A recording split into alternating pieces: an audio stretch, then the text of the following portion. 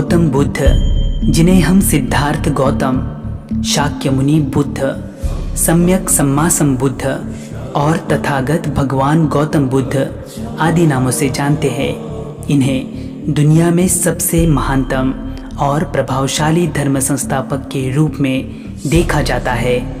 बुद्ध कोई नाम नहीं अपितु ज्ञान की उपाधि है। बुद्ध शब्द का अर्थ है महाज्ञानी, जिन्होंने अपने ज्ञान के प्रकाश से संपूर्ण मानव जाति के कल्याण के लिए कार्य किया। ऐसे बुद्ध विश्व भर के महामानवों में सर्वोच्च स्थान पर विराजित है। तो आओ दोस्तों, आज हम सिद्धार्थ से सम्यक सम्मा संबुद्ध बनने की प्रेरणादायी कहानी को विस्तार से समझते हैं। ईसा पूर्व 6वीं शताब्दी, ये वो दौर था जब भारत में उत्तर वैदिक काल अपने समापन के करीब पहुंच चुका था। इस दौर में ब्राह्मणों और क्षत्रियों के बीच में श्रेष्ठता को लेकर संघर्ष छिड़ा हुआ था और समाज में कर्मकांड, यज्ञयाग और धार्मिक आडंबर अपने चरम पर पहुंच चुका था। ऐसे दौर में सन 563 ईसा पूर्व में कपिलवस्तु के शाक्य राजा शुद्धोधन के घर बैसाख पूर्णिमा के दिन सिद्धार्थ का जन्म हुआ। उनकी माता का नाम महामाया था। दुर्भाग्यवश सिद्धार्थ के जन्म के 7 दिनों के बाद ही महामाया का दुखद निधन हो गया। माता का छत्र गुम होते ही सिद्धार्थ का भरण पोषण उनकी मौसी तथा सौतेली माता महाप्रजापति गौतमी ने किया और इसी कारण सिद्धार्थ को सिद्धार्थ गौतम के नाम से जाना जाता है। सिद्धार्थ बचपन से ही मृदु स्वभाव के बालक थे। उनका मन करुणा और दया का स्रोत था। खेलों के दौरान कभी भी वे अपने प्रतिस्पर्धी को हारते हुए नहीं देख सकते थे, क्योंकि किसी का दुखी होना उनसे देखा नहीं जाता था।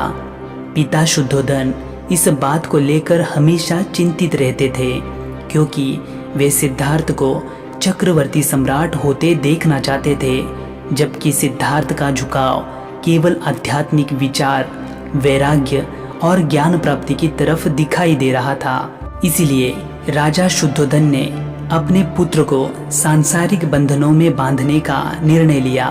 सन 547 ईसा पूर्व में केवल 16 साल की उम्र में सिद्धार्थ का विवाह यशोधरा नामक सुंदर कन्या के साथ करवा दिया गया। समस्त भोगों से युक्त वातावरण और ऐहिक सुखों से परिपूर्ण जीवन जी रहे सिद्धार्थ और यशोधरा को कुछ ही सालों के पश्चात एक पुत्र प्राप्त हुआ, जिसका नाम राहुल रखा गया। दुनिया के दैन्य और दुखों से अनभिज्ञ सिद्धार्थ कपिलवस्तु के उत्तराधिकारी और पितृ इच्छानुरूप चक्रवर्ती सम्राट बनने के रास्ते पर बढ़ ही रहे थे कि सिद्धार्थ के जीवन में घटित एक छोटी सी घटना ने उनके व्यक्तित्व को पूर्ण रूप से बदल कर रख दिया। एक दिन सिद्धार्थ नगर में घूमने के इरादे से रथ को लेकर निकल पड़े। उन्हें नहीं पता था कि ये रथ उन्हें दुनिया की सच्चाई से अवगत करवाएगा। महलों के वैभव में पले इस राजपुत्र ने पहली बार अपनी प्रजा का दारिद्र्य देखा। एक बीमार इंसान के जीर्ण शरीर की अवस्था को महसूस किया। मरणासन्न अवस्था में पहुँचे एक बूढ़े इंसान की यातना को करीब से जाना और अंत यात्रा में रोते बिलखते परिजनों के दुख को समझा। दुनिया को अकंठ दुखों में घिरा देख सिद्धार्थ के मन में वैराग्य की भावना ने कुछ इस प्रकार से घर बना लिया कि मात्र 29 वर्ष की आयु में सिद्धार्थ ने गृह त्याग करने का निर्णय ले लिया। भारी बरसात की रात अपनी प्रिय पत्नी यशोधरा और अपने पुत्र राहुल को सोई अवस्था में छोड़कर सिद्धार्थ ने संसार को दुखों से मुक्त करने के लिए वन की तरफ प्रयाण किया। बौद्ध धर्म में इस घटना को महाभिनिष्क्रमण कहा जाता है। अब एक राजपुत्र अपनी विलासिता को त्याग कर सन्यासी बन चुका था। सिद्धार्थ ने अपने संन्यस्त जीवन की शुरुआत सर्वप्रथम राजगृह नामक स्थान से की। इसी बीच उन्होंने 2 गुरु बनाए और उनके माध्यम से योग साधना और ध्यान साधना की शिक्षा प्राप्त की, लेकिन वो इन सब से संतुष्ट नहीं हुए, क्योंकि उन्हें अंतिम सत्य की अर्थात ज्ञान प्राप्ति की तलाश थी। फिर उन्होंने आत्मबोध का मार्ग चुना। अपने 5 सन्यासी मित्रों के साथ मिलकर उन्होंने पूर्णतः अन्न जल का त्याग करके आत्मक्लेश के माध्यम से ज्ञान प्राप्ति करने का निर्णय लिया। निर्णय कठोर था। अन्न जल के त्याग से उनका शरीर क्षीण होने लगा, बदन सूखकर काटा हो गया। धीरे धीरे शरीर मूर्छित अवस्था में जाने लगा।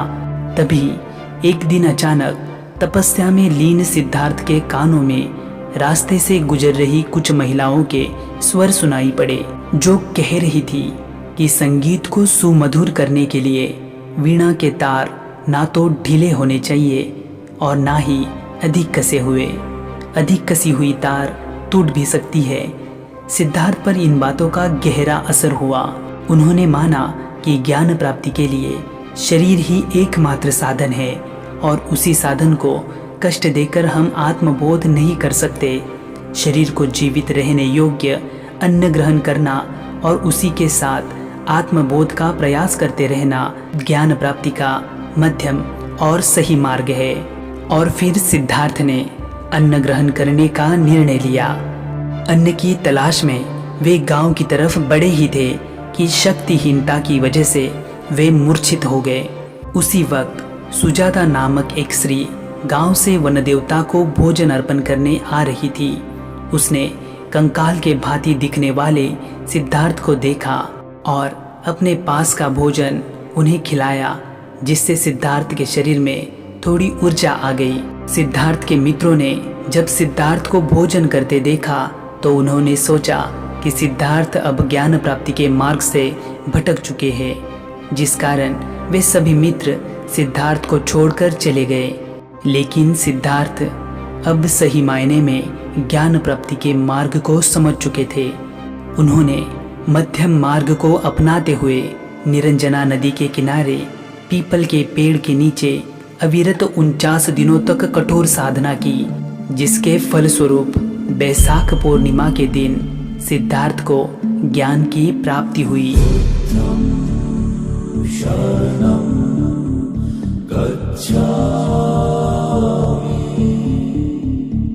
बोधि वृक्ष की छाया में सिद्धार्थ के चेहरे से ज्ञान का तेज झलक रहा था। केवल 35 वर्ष की आयु में सिद्धार्थ बुद्ध बन गए। जिस स्थान पर सिद्धार्थ को ज्ञान की प्राप्ति हुई वो स्थान बोध गया के नाम से जाना जाने लगा। ज्ञानी बुद्ध अब सारनाथ चले गए। वहां पर उन्होंने अपने पहले 5 शिष्यों को धम्म का उपदेश दिया। बौद्ध धर्म में इस उपदेश को धम्म चक्र प्रवर्तन के नाम से जाना जाता है। अपने उपदेश में भगवान बुद्ध कहते हैं कि मेरे धम्म का कर्मकांड, यज्ञ याग, आत्मा और परंपरागत ईश्वर आदि संकल्पनाओं से कोई संबंध नहीं है। केवल मानवता ही मेरे धम्म का केंद्र है। मानव जो दुख, दैन्य और निराशा से घिरा हुआ है, उसे दुखों को दूर करने का मार्ग दिखाना ही मेरे धम्म का असली मकसद है। अपने इन उपदेशों को आम लोगों तक पहुंचाने के लिए भगवान बुद्ध ने पाली इस लोक भाषा का माध्यम के रूप में इस्तेमाल किया, जिसके कारण अनेकों लोग धीरे धीरे बौद्ध धर्म से जुड़ने लगे। उन्होंने अपने उपदेशों के माध्यम से 4 आर्य सत्य, अष्टांग मार्ग और पंचशील के माध्यम से बौद्ध धर्म के पालन की शिक्षा दी। देखते ही देखते बौद्ध धर्म का प्रभाव इतने व्यापक स्तर पर पहुंच गया कि लाखों की तादाद में लोग बौद्ध धर्म की दीक्षा लेने लगे। बड़े बड़े राजा और महाराजा भी उनके शिष्य बनने लगे। शिष्यों की संख्या बहुत बढ़ने पर उन्होंने बौद्ध संघ की स्थापना की। आनंद बुद्ध के प्रिय शिष्य थे। वे अक्सर आनंद को संबोधित करके ही अपना उपदेश दिया करते थे। आनंद के आग्रह पर ही भगवान बुद्ध ने स्त्रियों को बौद्ध संघ में प्रवेश की अनुमति दे दी। उनकी सौतेली माता महाप्रजापति गौतमी को सर्वप्रथम बौद्ध संघ में प्रवेश का सम्मान मिला। भगवान गौतम बुद्ध ने जनहित के लिए अपने धम्म प्रचारकों को देश विदेशों में जाने का आह्वान किया और अल्प समय में ही बौद्ध धर्म भारत का प्रमुख धर्म बन गया। आखिरकार सन 483 ईसा पूर्व में बैसाख पूर्णिमा के दिन भगवान गौतम बुद्ध ने 80 साल की उम्र में कुशीनगर स्थान पर अपने प्राणों को त्याग दिया। बौद्ध धर्म में इस घटना को बुद्ध के महापरिनिर्वाण के नाम से जाना जाता है। यहाँ पर एक बात ध्यान आकर्षित करती है कि बुद्ध का जन्म, बुद्ध की ज्ञान प्राप्ति और बुद्ध का महापरिनिर्वाण सभी बैसाख पूर्णिमा के दिन ही हुए थे और इसीलिए इस पूर्णिमा को बुद्ध पूर्णिमा के रूप में मनाया जाता है। भगवान बुद्ध के महापरिनिर्वाण के पश्चात भी बौद्ध धर्म के प्रचार और प्रसार का कार्य अविरत जारी रहा। अशोक जैसे चक्रवर्ती सम्राटों ने बौद्ध धर्म के प्रचार और प्रसार में अपनी अहम भूमिका निभाई।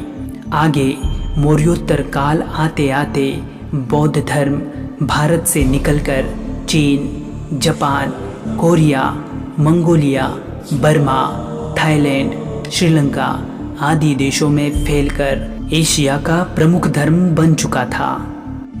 तो दोस्तों, आपको ये जानकारी कैसी लगी? आप हमें कमेंट बॉक्स में ज़रूर बताइए। वीडियो को लाइक करके अपने दोस्तों में शेयर कीजिए और चैनल को सब्सक्राइब करके बेल आइकन को ऑल नोटिफिकेशंस पर सेट कीजिए ताकि हमारे अगली वीडियो की नोटिफिकेशंस आपको तुरंत प्राप्त हो। तो चलो दोस्तों, मिलते हैं अगली किसी वीडियो में। तब तक के लिए आप अपना ख्याल रखना। जय हिंद। शरणं गच्छामि।